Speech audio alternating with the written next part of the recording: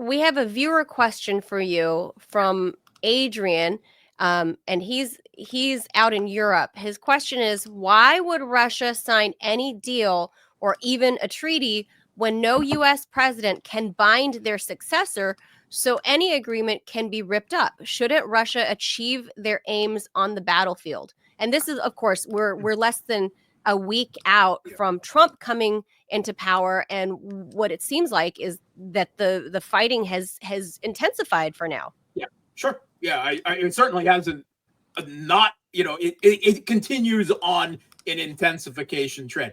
Just in the last 48 hours, there was the largest U.S./Kyiv regime missile and drone attack on Russia since the conflict began. And Russia immediately replied the next night by I don't have the exact numbers, but presumably what was also a very large missile attack back on Ukraine, and which was probably much more devastating because Russia has much better air defense in those regards. But Adrian, I'm actually exactly with you, right? And this has been brought up by Putin and other Russian officials before. How do we trust them? Right? First of all, I don't think they'll sign.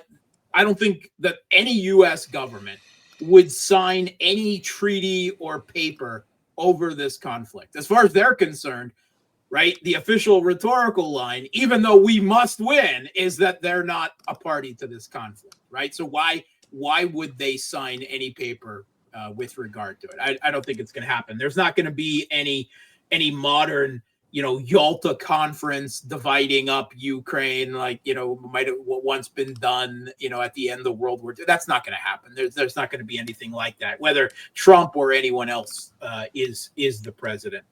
And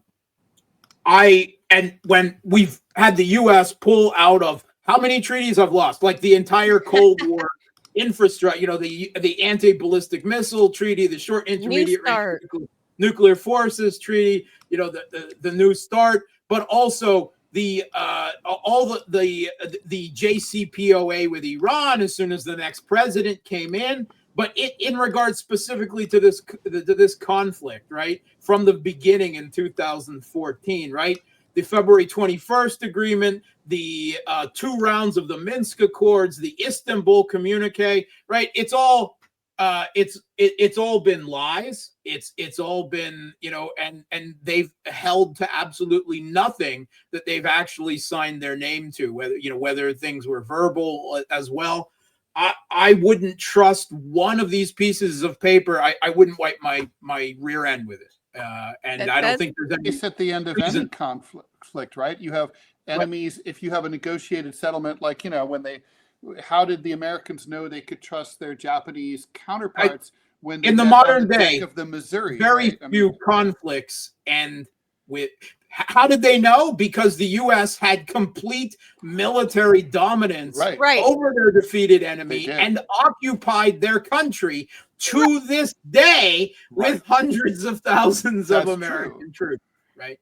So and demilitarized Japan only up until literally physically demilitarized Japan. Right.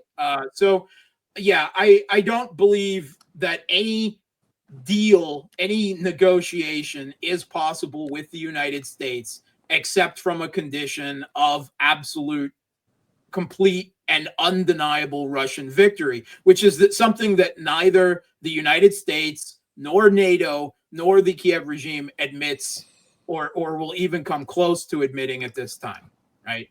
I think this conflict is going to, unfortunately, have to go on for much longer. I think it will go on for much longer. And I think in the end of it, it only ends with, and it doesn't even really end there, but there's at least a transition to a less intensive phase of the conflict. Once once there is regime change in Kyiv, and then even then probably further to the Polish border.